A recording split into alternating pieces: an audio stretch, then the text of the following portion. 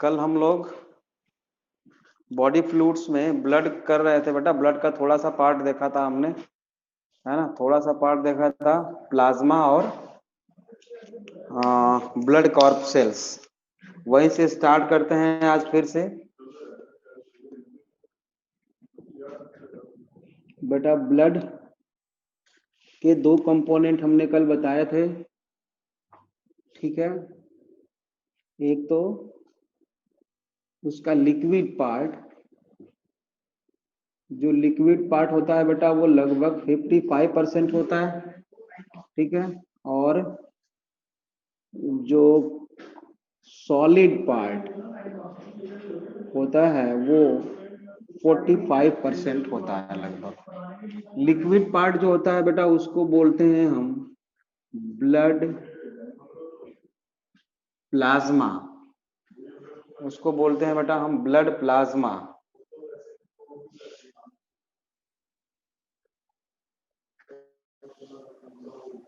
ठीक है। उसको बोलते हैं हम ब्लड प्लाज्मा। और दूसरा होता है बेटा फॉर्म्ड एलिमेंट्स, या इसी को हम बोलते हैं बेटा ब्लड कॉर्पसेल्स। ब्लड कॉर्पसेल्स और ब्लड सेल्स, कॉर्पस्क्लेस, ठीक है। ब्लड कॉर्पसेल्स या ब्लड सेल्स भी बोल सकते हो आप लोग। प्लाज्मा में जो होता है बेटा, इसके कंपोजिशन में लगभग वाटर होता है 92%। ये लाइन लाइन थोड़ी सी आ रही है, इसको मैं बंद करता हूं उधर से ना। ये चलो रुक जा, आ जाने पे फ्रंट पे नहीं होता है। 92% क्या होता है बेटा, प्लाज्मा में वाटर होता है, ठीक है। बाकी का 8% में बेटा, जो 8% होता है प्लाज्मा, उसमें बहुत सारी चीजें डिसॉल्व रहती हैं। जैसे जैसे प्लाज्मा प्रोटीन्स, जैसे प्रोटीन्स जैसे बेटा albumin, globulin,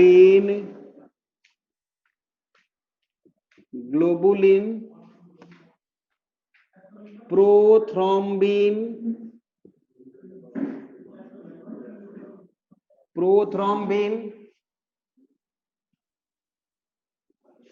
and fibrinogen. Albumin, globulin, prothrombin and fibrinogen. Albumin जो होता है बेटा, ये जो प्रोटीन होती है, ये ब्लड का ऑस्मोलैरिटी कंट्रोल करती है, मतलब ब्लड की फ्लूइडिटी को कंट्रोल करती है।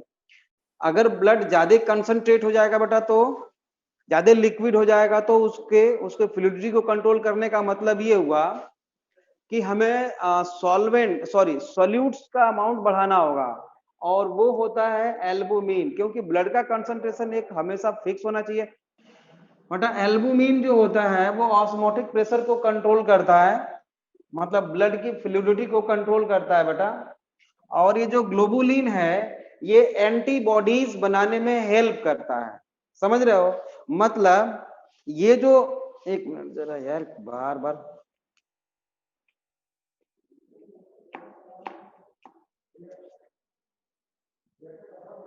ठीक है ना। ये एंटीबॉडी ग्लोबुलर प्रोटीन होती है, जो एंटीबॉडी बनाने के काम आती है। और ये एक्चुअली हार्मोन को ट्रांसपोर्ट करता है, विटामिन B12 को ट्रांसपोर्ट करता है, और भी बहुत सारी चीजें होती हैं। तो आप इसमें लिख सकते हो ग्लोबुलिन में transport hormones, vitamin B12 etcetera, ठीक बात है। प्रोथ्रोम्बिन जो होता है बेटा, ये प्रोथ्रोम्बिन प्रोटीन और ये फाइब्रिनोजन प्रोटीन, ये दोनों ब्लड क्लॉटिंग में हेल्प करते हैं।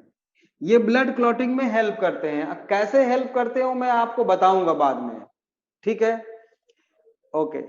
इसके अलावा ब्लड, ये सारी चीजें डिसॉल्व स्टेट में होती हैं प्लाज्मा में, ठीक बात है? और क्या होता है प्लाज्मा में? न्यूट्रिएंट्स डिसॉल्व रहते हैं बेटा, जैसे कि ग्लूकोज, अमीनो एसिड्स एक्सेट्रा, बहुत सारे न्यूट्रिएंट्स डिसॉल्व रहते हैं। उसके अलावा और क्या रहता है प्लाज्मा में बेटा? वेस्ट प्रोडक्ट्स डिसॉल्व रहते हैं प्लाज्मा में। वेस्ट प्रोडक्ट्स जैसे कि अमोनिया तो बेटा बहुत कम होती है, बहुत ही कम होती है अमोनिया, ज्यादा नहीं होता, क्योंकि जैसे ही अमोनिया ब्लड में आता है बेटा, उसको कन्वर्ट कर दिया जाता है यूरिया में, है ना, बाय द लीवर। वो हम बाद में पढ़ेंगे। अमोनिया, यूरिया, कुछ यूरिक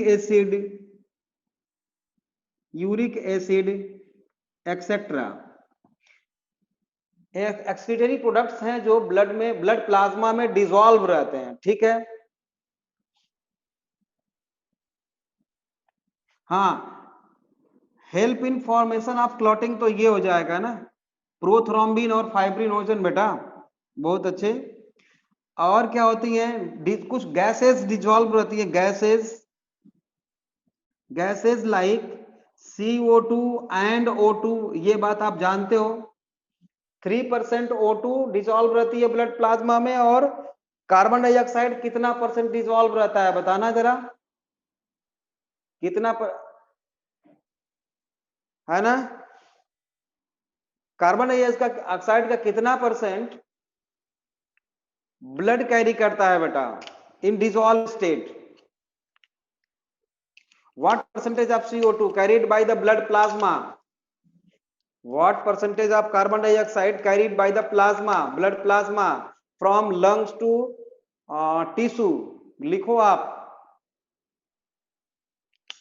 7% बेटा नवदीप, अनुभव ने सही बताया है ना, 7%। हाँ गलती हो गई, चलो कोई बात नहीं, 70 नहीं लिखना चाहिए था आपको, 7%। मोहित सही बता रहे हो, ठीक है, 7% बेटा, है ना, सही जवाब है 7%, ठीक है।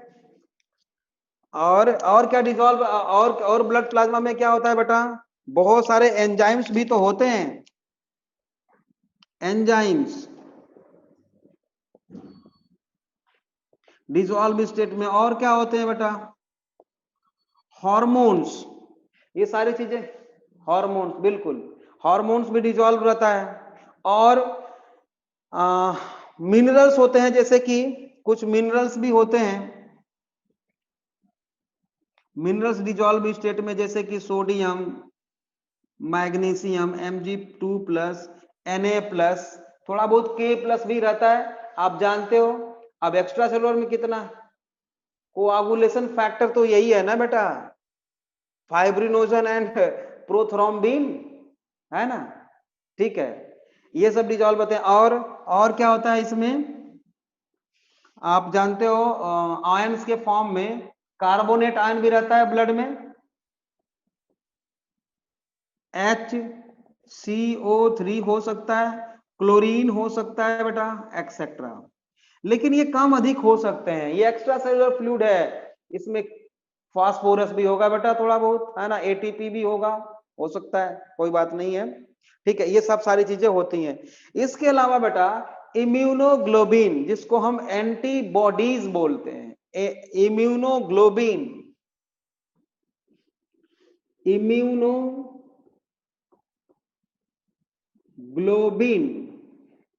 है ना, मतलब जो हमारे इम्यूनिटी को बढ़ाता है, इम्यूनोग्लोबिन। और ये क्या किस फॉर्म में होता है एक्चुअली? एंटीबॉडीज के फॉर्म में होता है, ये भी डिसॉल्व रहता है ब्लड प्लाज्मा में। तो ब्लड प्लाज्मा में इतनी सारी gamma globulin present in surface of RBCs, gamma globulin, वाह जी वाह। वो आप किसकी बात कर रहे हो? फीटल हीमोग्लोबिन की, गामा ग्लोबुलिन। चलो कोई नहीं, अभी हम ब्लड प्लाज्मा के बारे में हम बता रहे थे, आप लोगों को समझ रहे हो? ओके, अब ब्लड ग्लूकोज की थोड़ा सा बात इस कर लें स्पेशली, क्योंकि ये जो ग्लूकोज होता है बेटा ब्लड प्लाज्मा में ही डिसॉल्व होता है। अगर इसका अमाउंट बढ़ गया तो उसको हम डायबिटीज बोलते हैं, डायबिटिक मिलिटस बोलते हैं, है ना। तो एक्चुअली ब्लड ग्लूकोज होना कितना चाहिए?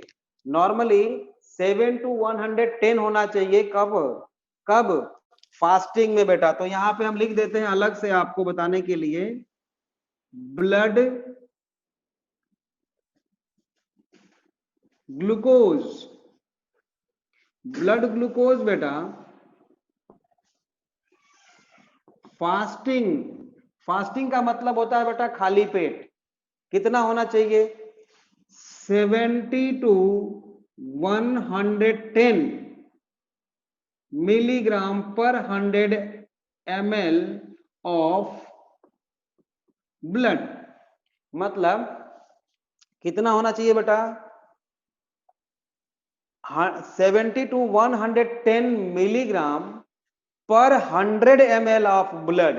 तो पूरे बॉडी के ब्लड में आप निकाल सकते हो, 5 से 6 लीटर होता है। पहले 10 से मल्टीप्लाई करेंगे, फिर 5 से मल्टीप्लाई कर देंगे। दूसरी चीज ये है कि हम इसको पर डेसीलीटर भी बोल सकते हैं, मतलब या तो 100 ml ऑफ ब्लड बोले या पर डेसीलीटर बोले। दिख रहा है ना? हाँ दिख रहा है, पर डेसीलीटर बोले, बात एक ही है। दूसरा देखेंगे पीपी, पीपी बोलते हैं बेटा, ये तो फास्टिंग हो गया। दूसरा होता है पीपी, पीपी को बोलते हैं बेटा पोस्ट प्रॉन्डियल, पोस्ट प्रॉन्डियल। पोस्ट प्रॉन्डियल का क्या मतलब होता है? आफ्टर मील, मतलब खाना खाने के बाद। समझ रहे हो? ये कितना होना चाहिए? 110 से 110 टू 140 मिलीग्राम पर 100 ml ऑफ ब्लड और पर डेसीलीटर ऑफ ब्लड। अगर बेटा ये इससे ज्यादा इंक्रीज कर जाता है तो उसको क्या बोलते हैं हम? हाँ, प्रणव लिख रहा है बेटा कि वीडियो क्लियर है, वॉइस भी क्लियर है। तो अगर इंक्रीज कर गया है तो इसको क्या बोलते हैं बेटा? डायबिटीज मिलिटस, डायबिटीज मिलिटस बोलते हैं, या हाइपरग्लाइसीमिया, हाइपरग्लाइसीमिया। हाइपरग्लाइसीमिया का मतलब कि शुगर लेवल बढ़ जाना। इस अगर इसी का उल्टा डिक्रीज कर गया बेटा तो उसको क्या बोलेंगे? हाइपोग्लाइसेमिया। बेटा हाइपोग्लाइसेमिया, हाइपरग्लाइसेमिया और अच्छी तरह से हम इंडोक्राइनोलॉजी जो लास्ट वाला चैप्टर है आपका, केमिकल कंट्रोल एंड कोऑर्डिनेशन, वहां पे इंसुलिन पढ़ेंगे हम लोग। तो वहां पे और अच्छी तरह से पढ़ेंगे। इंसुलिन का स्ट्रक्चर हम +2 बायोटेक्नोलॉजी में देखने वाले हैं। तो इस तरह से इसको इतना काफी है। हाइपरग्लाइसेमिया और हाइपोग्लाइसेमिया आपको समझ में आना चाहिए। 10 में पढ़े थे, बिल्कुल सही बात है बेटा सौम्य संजय। दूसरी बात, अगर यूरिन में अपीयर हो जाए तो उसको क्या बोलोगे बेटा? यूरिन, यूरिन में अगर ग्लूकोज आ जाए तो उसको क्या बोलोगे? Glycosuria, glycosuria, GLYCOSURIA, glycose urea, glucose urea, glucose urea या ग्लाइकोसूरिया, है ना। बात है कि ग्लाइको मीन्स होता है कार्बोहाइड्रेट। कोलेस्टेरॉल कितना होना चाहिए बेटा? कोलेस्टेरॉल होना चाहिए बेटा 80 to 180, वो भी ब्लड में डिसॉल्व रहता है, शायद मैं भूल गया हूं। कोलेस्टेरॉल, कोलेस्टेरॉल होना चाहिए बेटा 80 to 180 mg पर 100 ml ऑफ ब्लड होना चाहिए। तो ये रहा ब्लड का, ब्लड प्लाज्मा की पूरी बात। ब्लड क्लॉटिंग हम बाद में पढ़ेंगे। यहां तक क्लियर है? सबको समझ में आ गया बेटा? स्क्रीनशॉट लेना हो तो ले सकते हो आप लोग, या इधर मैं हो जाता हूं, इधर थोड़ी जगह है। हाँ ठीक है, इसको मैं मिटा देता हूं बेटा। अब हम चलते हैं बेटा ब्लड कॉर्पसेल्स की तरफ। ब्लड कॉर्पसेल्स, ब्लड कॉर्पसेल्स और फॉर्म्ड एलिमेंट, और फॉर्म्ड एलिमेंट्स। ठीक है, ये तीन तरह के होते हैं बेटा, तीन तरह के होते हैं ये, 3 टाइप। पहला है आरबीसी, जिसको और क्या बोलते हैं हम? इरिथ्रोसाइट्स। क्या बोलते हैं? इरिथ्रोसाइट्स। ठीक है। दूसरा होता है बेटा WBC, व्हाइट ब्लड कॉर्पसेल्स, जिसको हम बोलते हैं ल्यूकोसाइट्स। और तीसरा क्या होता है? हाँ बिल्कुल सही बात है बेटा, बिल्कुल सही बात है। और तीसरा होता है प्लेटलेट्स और ब्लड प्लेटलेट्स, प्लेटलेट्स, या इसको हम बोलते हैं बेटा थ्रोम्बोसाइट्स।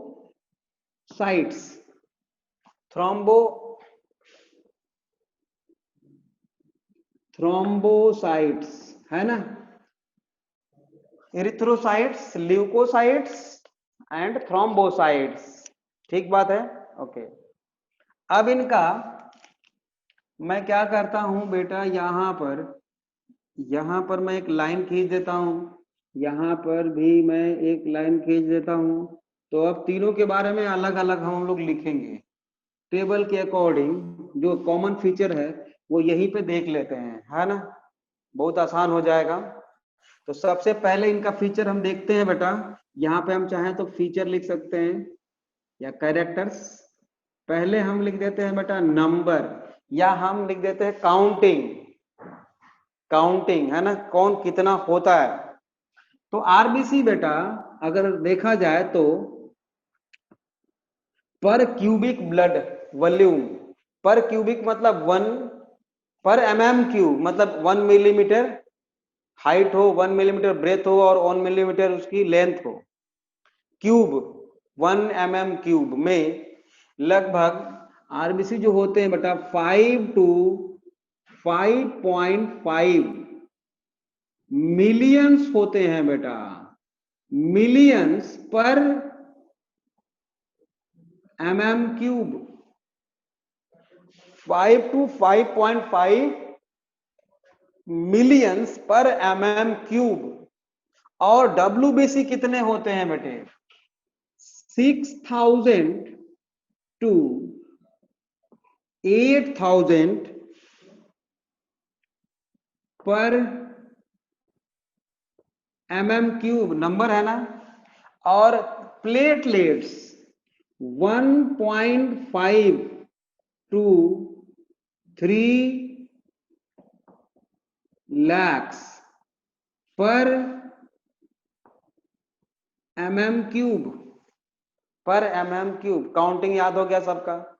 प्लेटलेट्स कितनी होती है बेटा? 1.5 लाख से 3 लाख लगभग पर 100 mm³ में होती हैं। WBC होती हैं 8,000, 6,000 to 8,000। ठीक है, तो इसको हम बोलते हैं बेटा, इसको 6 to 8,000 पर mm³ को TLC, टोटल ल्यूकोसाइट काउंटिंग। किसी ने कुछ लिखा था, मैं देख नहीं पाया।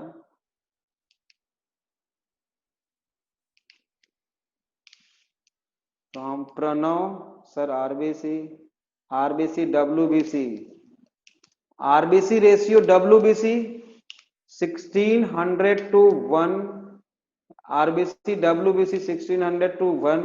रेशियो तो निकाल सकते हो। कोलेस्ट्रॉल अमाउंट रिपीट, कोलेस्ट्रॉल का अमाउंट बेटा 10th में, हाँ कोलेस्ट्रॉल मैंने बोला था सर, आरबीसी क्या, आरबीसी कोलेस्ट्रॉल का अमाउंट, बेटा जिसने पूछा है अभी कोलेस्ट्रॉल का अमाउंट वो लिख ले, 80 to 180 मिलीग्राम, 80 to 180 मिलीग्राम पर डेसीलीटर ऑफ ब्लड और पर 100 ml ऑफ ब्लड। आरबीसी का मैंने काउंटिंग लिखा है बेटा 5 to 5.5। सर आरबीसी का नंबर क्या है, आरबीसी का नंबर लिखा तो है भाई, देख फिर से लिख देता हूं, 5 to 5.5 मिलियंस पर mm³। क्लियर हुआ, जिसने पूछा था प्रणव, ठीक है ठीक है। साइज देख लेते हैं बेटा, साइज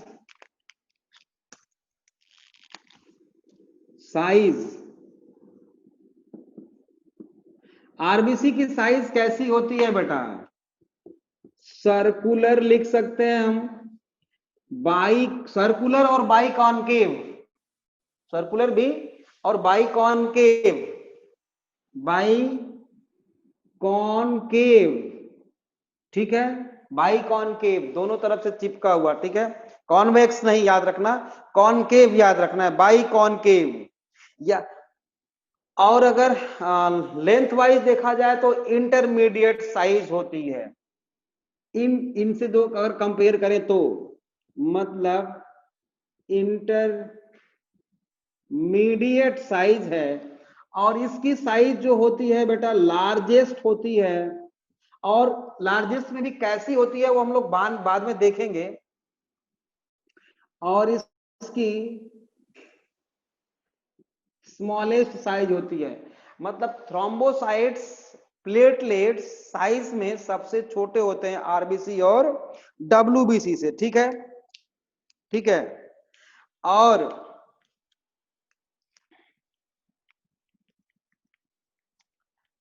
ये जो आरबीसी है बेटा, आरबीसी की एक खास बात है, ये मैमल्स की आरबीसी जो होती है एक्चुअली वो ए न्यूक्लिएटेड होती है, या नॉन न्यूक्लिएटेड बोल सकते हैं उसको, है ना।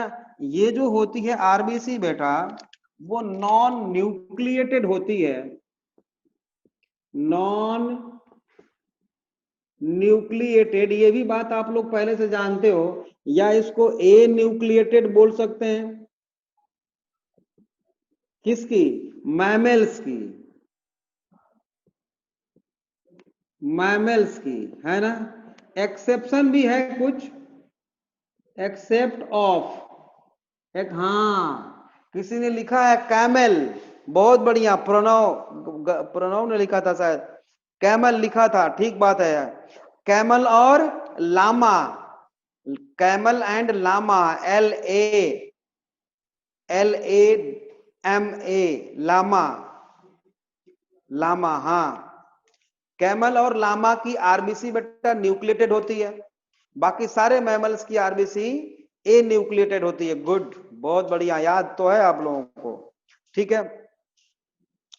अच्छा एक चीज और है, डब्ल्यूबीसी जो होती है बेटा ये भी सर्कुलर होती है और न्यूक्लिएटेड होती है, ये भी न्यूक्लिएटेड होती है, तो इसमें हम लिख लें ये कैसी होती है बेटा, सर्कुलर, सर्कुलर एंड न्यूक्लिएटेड ना भी लिखें तो चलेगा क्योंकि न्यूक्लिएटेड तो है ही है। और एक चीज और इसमें खास बात है बेटा, इसको जो देखने के लिए डब्ल्यूबीसी को हम यूज करते हैं जो स्टेन, उसको बोलते हैं बेटा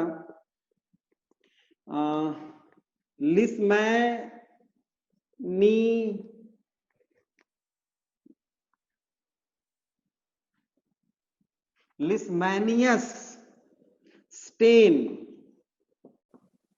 मतलब इसको रंगने के लिए, स्टेन करने के लिए, माइक्रोस्कोप में जो देखने के लिए जो स्टेन यूज करते हैं बेटा उसको बोलते हैं लिस्मैनियाज स्टेन, है ना, लिस्मैनियाज स्टेन, LEISHMA स्टेन विद, हाँ ठीक है, बेसिक डाई, जो पहले से जानते हो वो ठीक है, वो आप मेरे से ज्यादा जानते हो आप लोग। ये बात समझ में आ गई। मैंने एक चीज और बताया इसमें, टीएलसी। टीएलसी मतलब होता है बेटा total leucocyte counting. Total leucocyte counting हो। और एक टीएलसी का मतलब होता है बेटा टोटल लंग कैपेसिटी। तो टोटल लंग कैपेसिटी की बात मैं यहाँ पे नहीं कर रहा हूं, यहाँ पे टोटल ल्यूकोसाइट काउंटिंग की बात कर रहा हूं बेटा। एक चीज ध्यान रखना है आप, जब भी मान लो किसी को फीवर आ रहा है, बार बार फीवर आ रहा है और नहीं जा रहा है मेडिसिन देने के बाद भी, तो डॉक्टर क्या करता है बेटा कि वो लिखते हैं टीएलसी और साथ में डीएलसी भी लिखते हैं बेटा। देखो टीएलसी तो डॉक्टर लिखता है, साथ में डीएलसी भी लिख देते हैं वो। डीएलसी क्यों ऐसा होता है बेटा? क्योंकि अगर बॉडी में कहीं इंफेक्शन है तो ल्यूकोसाइट का काम है बेटा डिफेंस मैकेनिज्म में, इसका काउंटिंग बढ़ जाता है, ल्यूकोसाइट की काउंटिंग बढ़ जाती है। और स्पेशली किसकी बढ़ती है बेटा?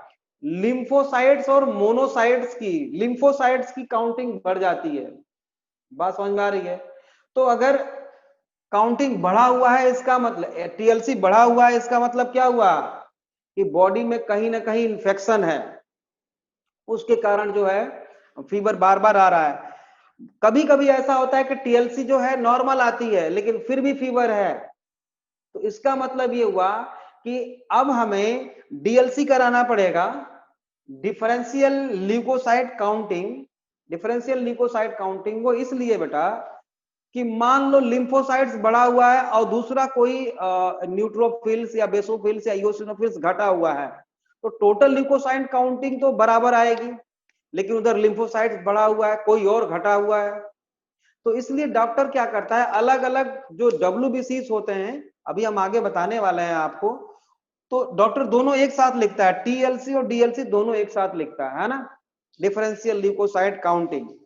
ठीक बात है। इसकी साइज कैसी होती है बेटा? किस तरह की? Oval, irregular, Oval irregular size की होती है। इसकी साइज तो हम बताएंगे, इसकी साइज हम यहाँ पे चाहें तो ऐसे आप बना सकते हो, डब्ल्यूबीसी आरबीसी की साइज कि दोनों तरफ से बाई कॉनकेव मैंने बोला था, और सर्कुलर भी, तो ऐसे बना सकते हो। इसका साइज तो हम अभी अलग से देखेंगे बना के, है ना। नॉर्मल साइज की होती हैं, ये भी ओवल साइज की होती हैं, कुछ इस तरह से ओवल साइज की होती है, और इरेगुलर भी होती है, मतलब कि इसका जो सरफेस है इस तरह से हो सकता है ना। न्यूक्लियस तो इसमें होता ही है, थ्रोम्बोसाइट्स में न्यूक्लियस तो होता ही है बेटा, ठीक है। फ्रेगमेंटेड भी हो सकती है ये, थ्रोम्बोसाइट्स जो है बेटा फ्रेगमेंटेड भी हो सकती है। फ्रेगमेंटेड, ओवल, इरेगुलर, ये तीन वर्ड आपको इसमें याद रखना है। फ्रेगमेंटेड, इरेगुलर, ओवल शेप्ड होती है क्या? थ्रोम्बोसाइट्स। अच्छा, फॉर्मेशन, फॉर्मेशन यहां कैरेक्टरिस्टिक फीचर में लिखता हूं मैं, फॉर्मेशन। फॉर्मेशन में बेटा एक चीज हमें याद रखना चाहिए कि सिंथेसिस को हम बोलते हैं बेटा पोएसिस। क्या बोलते हैं? पोएसिस। पोएसिस मींस फॉर्मेशन, सिंथेसिस। ये इरेथ्रोसाइट की फॉर्मेशन को हम क्या बोलेंगे? इरिथ्रोपोएसिस। ल्यूकोसाइट की बिल्कुल, और ल्यूकोसाइट्स के फॉर्मेशन को हम क्या बोलेंगे? क्या बोलेंगे? ल्यूकोपोएसिस। और थ्रोम्बोसाइट्स के फॉर्मेशन को हम बोलेंगे थ्रोम्बोपोएसिस। बात बहुत आसान है, लिख लो। इसमें क्या बोलते हैं बेटा इसके फॉर्मेशन को? इरिथ्रोपोएसिस। इसमें क्या लिख दूं? ल्यूकोपोएसिस। और इधर थ्रोम्बोपोएसिस।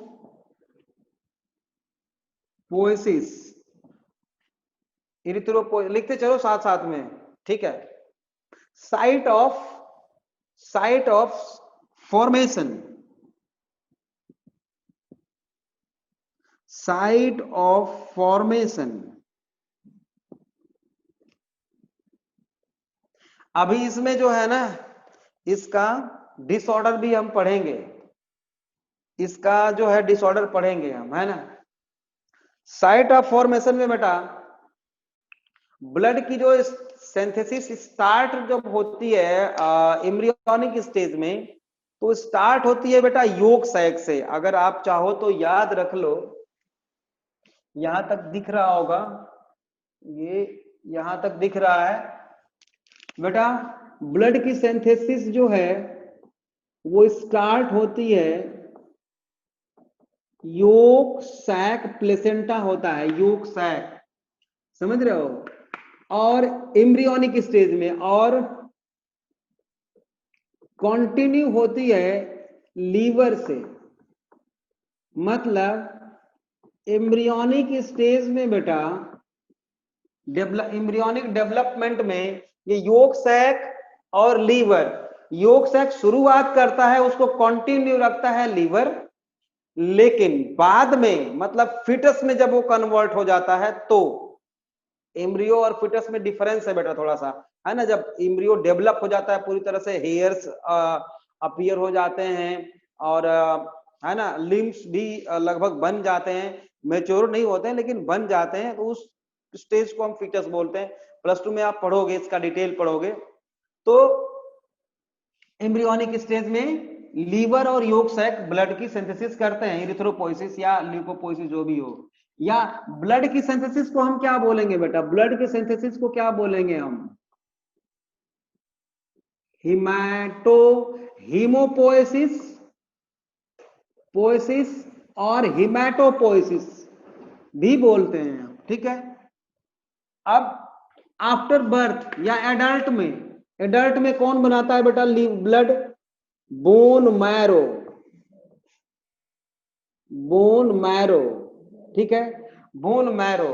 लेकिन ये इस बोन मैरो में क्या क्या चीजें बनती हैं वो अभी हम देखने जा रहे हैं, बस जस्ट अभी बेटा।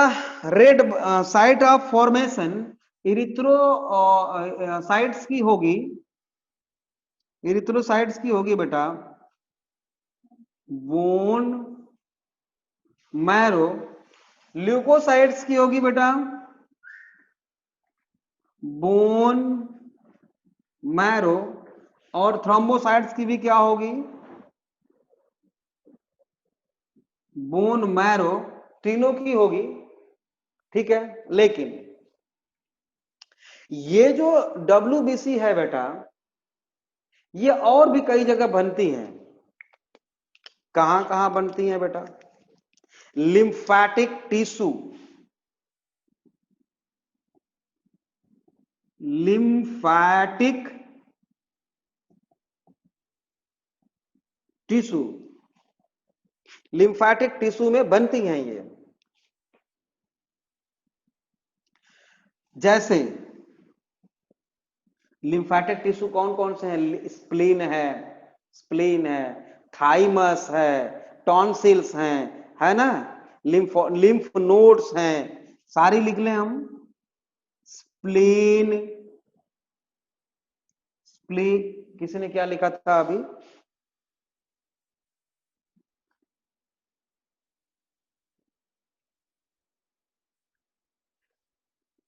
हीमोपोइसिस, टॉन्सिल्स, हाँ टॉन्सिल्स भी बेटा बिल्कुल सही बात है, टॉन्सिल्स, स्प्लीन, टॉन्सिल्स, थाइमस, और क्या है, और बताओ, और बताओ बताओ बताओ, लिम्फ नोड्स,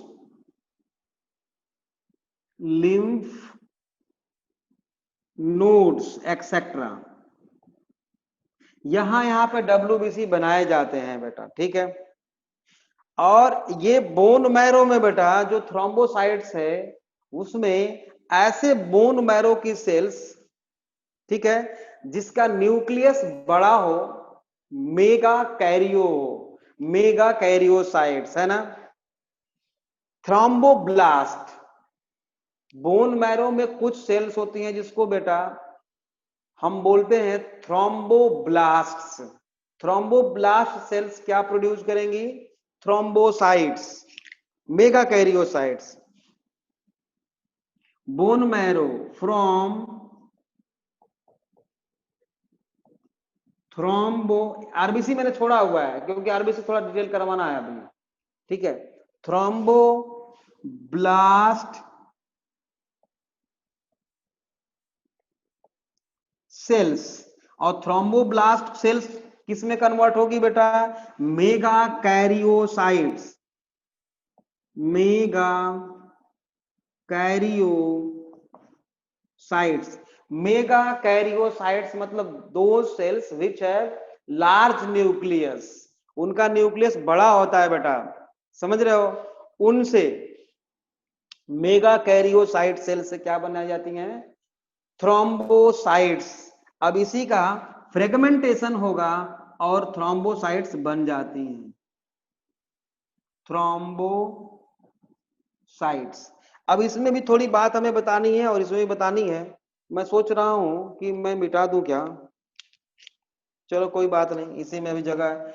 एक बात तो आप लोगों ने देखा है अभी अभी कि आरबीसी जो है योग सैक बनाता है एम्ब्रियोनिक स्टेज में, कंटिन्यू करता है लीवर, मतलब लीवर में आरबीसी बनाई जाती हैं शुरू में।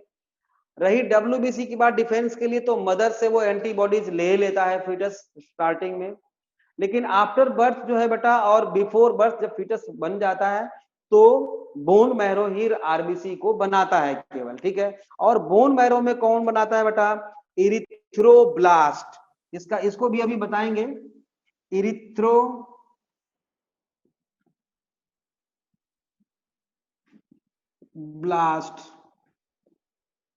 सेल्स। अब इरिथ्रोब्लास्ट सेल्स बेटा कन्वर्ट होती हैं रेटिक्यूलोसाइट्स में, किसमें? इट कन्वर्टेड इनटू, इसमें न्यूक्लियस होता है बेटा, इरिथ्रोब्लास्ट में न्यूक्लियस होता है, ये कन्वर्ट होगी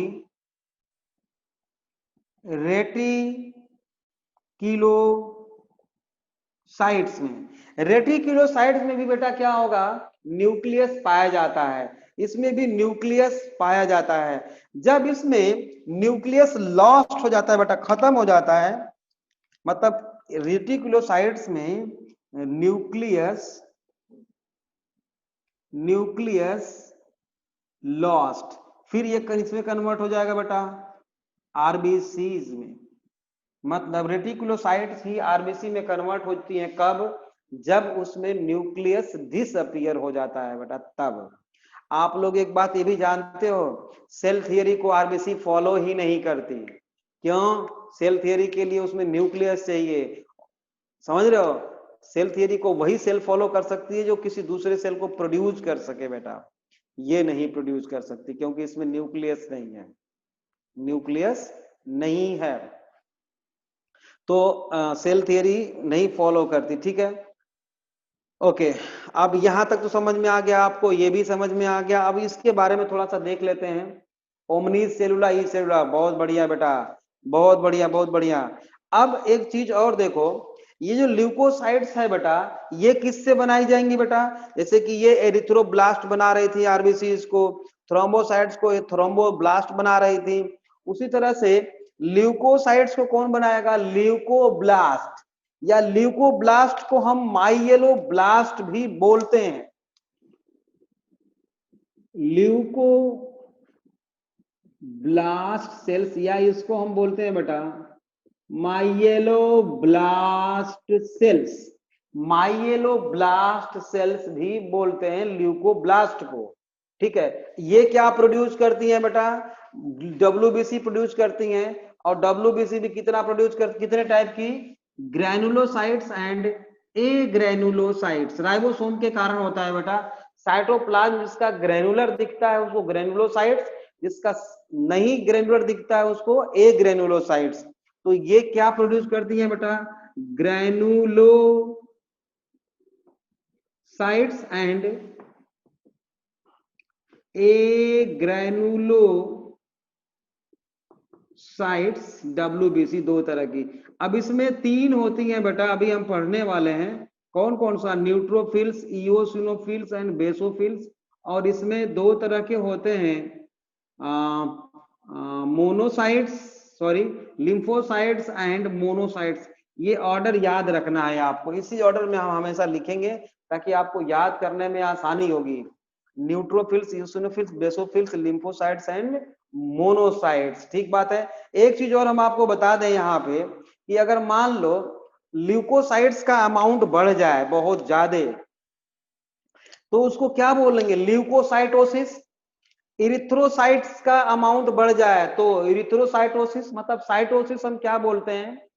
नॉर्मल से ज्यादा बढ़ जाए। चलो उसको भी लिख देते हैं हम, एबनॉर्मल काउंटिंग। फीचर में हम लिखेंगे बेटा एबनॉर्मल काउंटिंग। जैसे बेटा मैंने आप लोगों को बताया एबनॉर्मल काउंटिंग, या यहाँ पे डिसऑर्डर थोड़ा लिख लें हम, डिसऑर्डर लिख दें अगर, तो डिसऑर्डर में पहले हम लिख देते हैं बेटा यहाँ पे एबनॉर्मल इंक्रीज, तो इसको हम लोग बोलते हैं बेटा साइटोसिस। देख लो मैंने यहाँ पे क्या लिखा है, क्या करना चाहते हो अर्णव? अर्णव बेटा, वॉइस क्लियर नहीं है, वेरी लेस।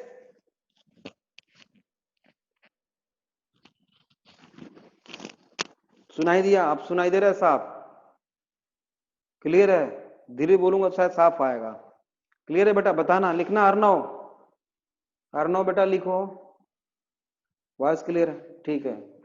अब देखो, चलो मैं स्लो बोलूंगा तो, अगर मान लो एब नॉर्मल से ज्यादा बढ़ जाता है तो उसको हम लोग बोलते हैं साइटोसिस। देखा मैंने साइटोसिस, और पहले भी क्लियर थी, ठीक है। और अगर मान लो नॉर्मल से कम हो जाए, ध्यान दो यहां पे मैं क्या लिख रहा हूं, नॉर्मल से बढ़ जाए तो साइटोसिस, नॉर्मल से कम हो जाए तो पेनिया वर्ड हम यूज करते हैं। नॉर्मल से कम हो जाए तो पेनिया, नॉर्मल से ज्यादा बढ़ जाए तो साइटोसिस वर्ड हम यूज करते हैं। ठीक है। अगर मान लो आरबीसी नॉर्मल से ज्यादा हो जाए, मतलब 5.5 मिलियन से ज्यादा हो जाए, तो इसको बोलते हैं बेटा इरिथ्रो, लिख दो इरिथ्रो, आप लोग लिख सकते हो, साइटोसिस जोड़ दो, इरिथ्रो साइटोसिस। या इसका एक और नाम है बेटा पॉलीसाइथीमिया। क्या बोलते हैं इसको? पॉलीसाइथेमिया। याद रख लो, आरबीसीज भी एक लिमिट में होनी चाहिए, बहुत ज्यादा बड़ी तो प्रॉब्लम क्रिएट करेगा। पॉलीसाइथीमिया या इरिथ्रोसाइटोसिस, नॉर्मल से ज्यादा काउंटिंग हो जाए तो। और अगर घट जाए बेटा तो उसको क्या बोलेंगे? घट जाए तो क्या बोलेंगे? पेनिया वर्ड यूज करेंगे ना, तो इरिथ्रोपेनिया, इरिथ्रोपेनिया। इरिथ्रोपेनिया मतलब नॉर्मल से घट जाए। ठीक है। इसी तरह से बेटा इसमें ल्यूकोसाइटोसिस में, सॉरी, ल्यूकोसाइट्स में अगर नॉर्मल से ज्यादा ल्यूकोसाइट्स हो जाते हैं, मतलब टीएलसी बढ़ जाती है, तो उसको क्या बोलेंगे हम? ल्यूकोसाइटोसिस।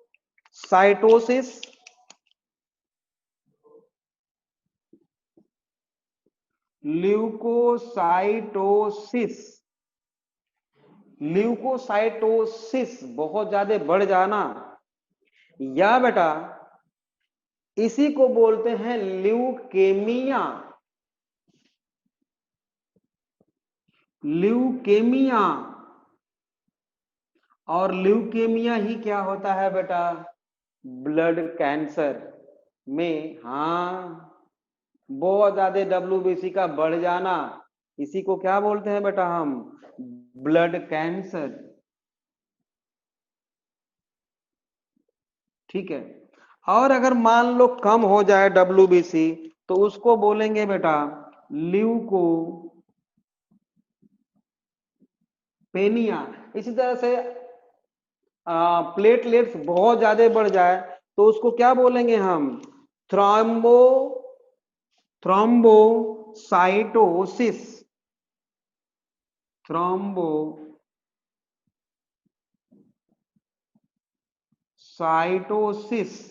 और घट जाए तो थ्रोम्बोसाइटोपेनिया,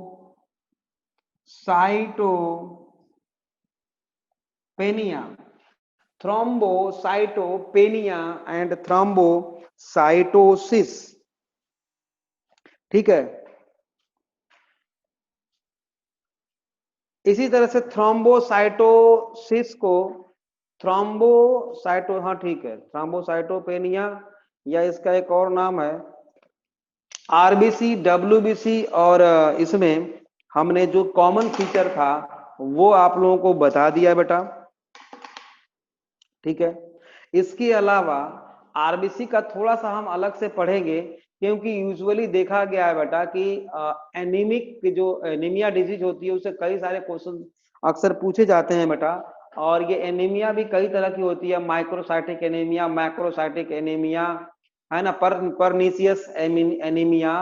तो ये कब होती है और इसका जो टेस्ट होता है उसको हम हेमाटोक्रिट वैल्यू बोलते हैं। तो थोड़ा सा हम उसका अलग से पढ़ लेते हैं आरबीसी का, उसके बाद फिर से हम डब्ल्यूबीसी पे नंबर लगाएंगे। ठीक है ना, आरबीसी की करता क्या है और आरबीसी का के डेफिशिएंसी से जो एनीमिया डिजीज होती है उसको हम आइडेंटिफाइड कैसे करते हैं बेटा, उसके बारे में पढ़ने के बाद तब डब्ल्यूबीसी पे हम नंबर लगाएंगे।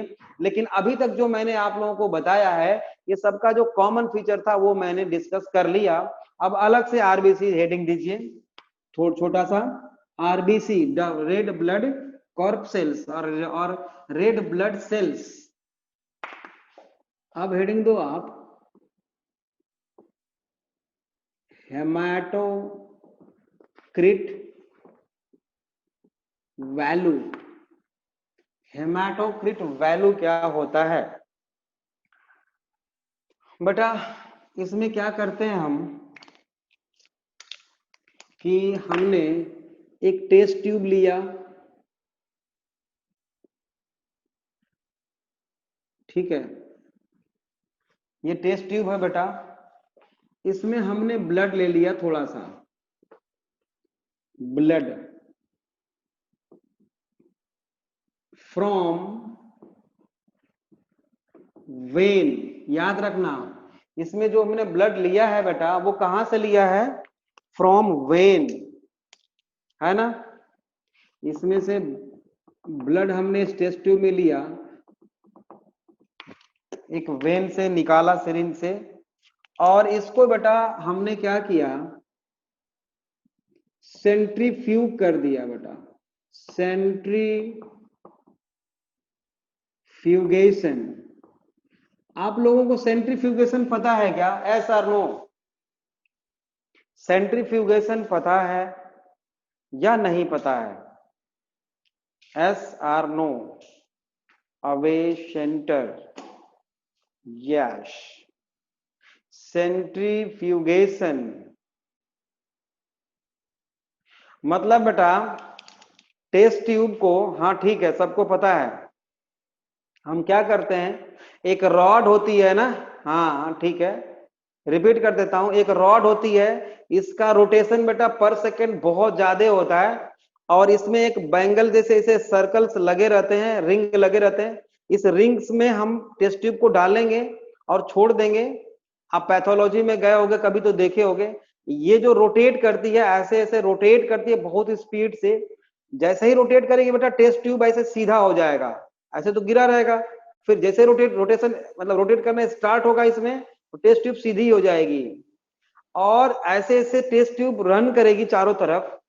तो टेस्ट ट्यूब के अंदर जो मटेरियल है बेटा वो डेंसिटी ग्रेडियंट के अकॉर्डिंग, मतलब जिस उस ब्लड में जिसकी डेंसिटी ज्यादा होगी, जिस कंपोनेंट्स की, जिस मॉलिक्यूल्स की, जिस सेल्स की, वो उसके बॉटम में आ जाएगा, और जैसे जैसे जिसकी डेंसिटी कम होती चली जाएगी वो ऊपर आ जाएगा।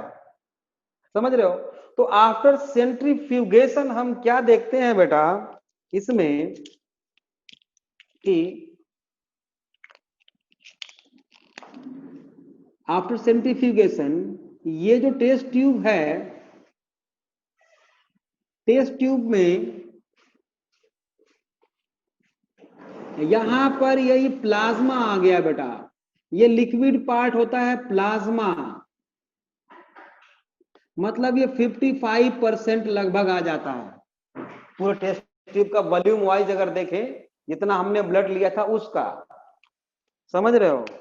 उसके बाद WBC कम होती है काउंटिंग में, तो इसलिए यहां पर थोड़ी सी WBC भी आ गई, देख लो यहां पे WBC हमें देखने को मिल जाती है, ठीक बात है। और यहां पर बेटा हमें RBC देख मतलब रेड कलर का दिखता है, ये सारा का सारा क्या आ गया बेटा, RBC आफ्टर सेंट्रीफ्यूगेशन, ये नॉर्मल हेमाटोक्रिट वैल्यू है, ये normal haematocrit value of RBC या ब्लड, ठीक है। अब अगर ये एबनॉर्मल में क्या होगा बेटा, कि अगर यही जो है ऐसा आ जाता है, यहां पे अगर RBC आ गई इतना, तो ये क्या शो कर रहा है, हेमाटोक्रिट वैल्यू क्या शो कर रहा है बेटा, एनीमिया, खून की कमी, RBC की कमी, हीमोग्लोबिन की कमी शो कर रहा है, ये डेफिशिएंसी शो कर रहा है बेटा, एनीमिया, ठीक बात है। और अगर मान लो यही ऐसा अगर आ गया, यही हेमाटोक्रिट वैल्यू अगर ऐसा आ गया बेटा, यहां तक आ गया अगर ये है RBC, तो ये क्या शो कर रहा है बेटा, पॉलीसाइथेमिया, ये पॉलीसाइथेमिया शो कर रहा है बेटा। अभी पॉलीसाइथेमिया मैंने आप लोगों को बताया था। तो मुझे लगता है आप लोगों को ये हेमाटोक्रिट वैल्यू क्लियर हो गया।